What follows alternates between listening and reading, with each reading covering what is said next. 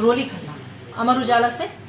और जैसा कि आप यहाँ पे देख रहे हैं कि हम खड़े हैं अमीनाबाद की प्रमुख मार्केट मोहन मार्केट। सन्नाटा पसरा हुआ है और इस जगह पे 350 दुकानें पूरी तरीके से बंद हैं। अमीनाबाद यानी उत्तर प्रदेश का सबसे बड़ा बाजार, जहाँ पर आए बिना किसी की खरीदारी पूरी नहीं होती है। रमजान करीब है। आम दिनों में 2 महीने पहले से तैयारियां यहाँ पर खरीदारी की हो चुकी थी। व्यापारी अपनी दुकानें तैयार कर चुका होता है। पूरा का पूरा माल डंप हो चुका है। सहालक भी जून तक है, लेकिन सहालक भी इसी लॉकडाउन में बीत जाएगी। कहने का आशय ये है कि पूरी तरीके से जो व्यापारियों की किस्मत जो है वो पूरी तरीके से लॉक हो चुकी है। और हम इस समय खड़े हैं, हमारे साथ हैं शहर के कुछ चुनिंदा व्यापारी, जिनसे हम इस व्यापार की जो समस्या है, जो पूरी तरीके से लगभग बंद हो चुका है, उनके बारे में बात करेंगे।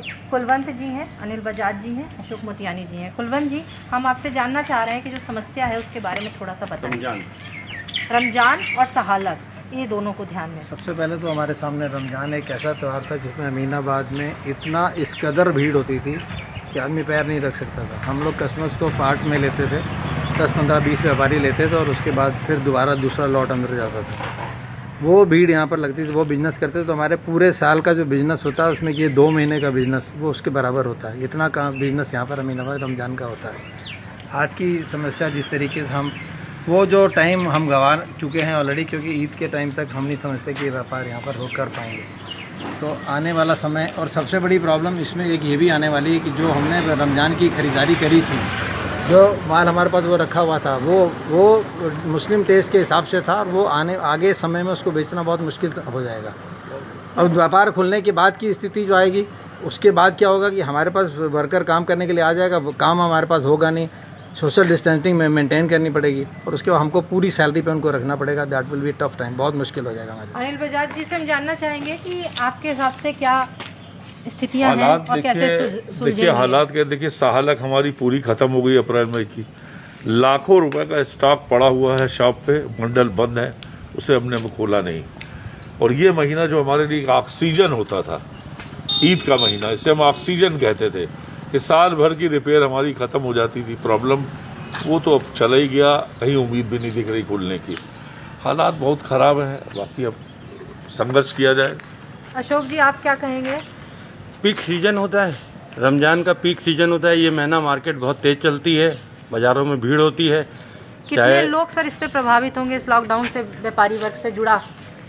देखिए लखनऊ तो प्रभावित है ही है, पूरा प्रदेश प्रभावित है, पूरी इंडिया में। कितने लोगों की, हम लखनऊ की यदि बात करें और अमीनाबाद मार्केट की बात करें, लखनऊ के अन्य मार्केट की बात करें, तो व्यापारी वर्ग से जुड़ा कितना परिवार इससे प्रभावित हो रहा है?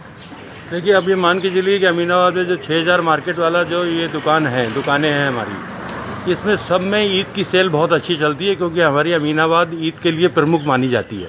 तो रमजान के टाइम पर यहाँ खरीदार आता है, अगर यूपी के बाहर से आता है तो भी अमीनाबाद में आता है, क्योंकि यहाँ पर एक्सक्लूसिव शॉपें हैं जहाँ पर मुस्लिम टेस्ट का कपड़ा मिलता है और हम इसकी तैयारी 2 महीने पहले से करते हैं। अब उन तैयारियों में हम ये मान के चलें कि हमने रमजान की तैयारी 2 महीने पहले कर रखी थी। अब माल हमारे पास स्टॉक दुकानों में, गोदामों में भरा हुआ है। अब ये रमजान का महीना तो ये लॉकडाउन में निकलेगा, इसके बाद जो हमारा सालक है वो भी खत्म हो जाएगा। अगर कितने लोगों की रोजी रोटी पे असर पड़ा इससे? ये तो 1 लाख से ज़्यादा है। यहाँ पर जैसे 6000 व्यापारी हैं तो हर परिवार में 5 सदस्य हैं, 10 स्टाफ काम करते हैं, तो 1 लाख से ज़्यादा की रोजी रोटी पर असर आ ही गया। और ये जो 3 महीने हमारे थे और ये जो 1 महीना रमजान का था, 2 महीने सालक के थे, उसकी वजह से जो हमको एक बड़ा नुकसान पहुंचा है, ये हम साल भर में पूरा नहीं कर पाएंगे। इसका हमारा बहुत बड़ा लॉस होगा, क्योंकि देश में लॉकडाउन लगा हुआ है, लोग परेशान हैं, लोगों के पास पैसा है नहीं, और हम व्यापारी भी परेशान हैं कि कैसे हम इतने खर्चे उठाएंगे। बहुत बहुत धन्यवाद अशोक जी।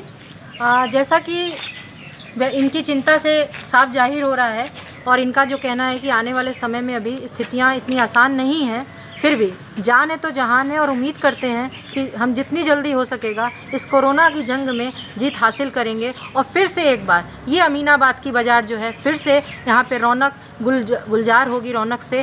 धन्यवाद।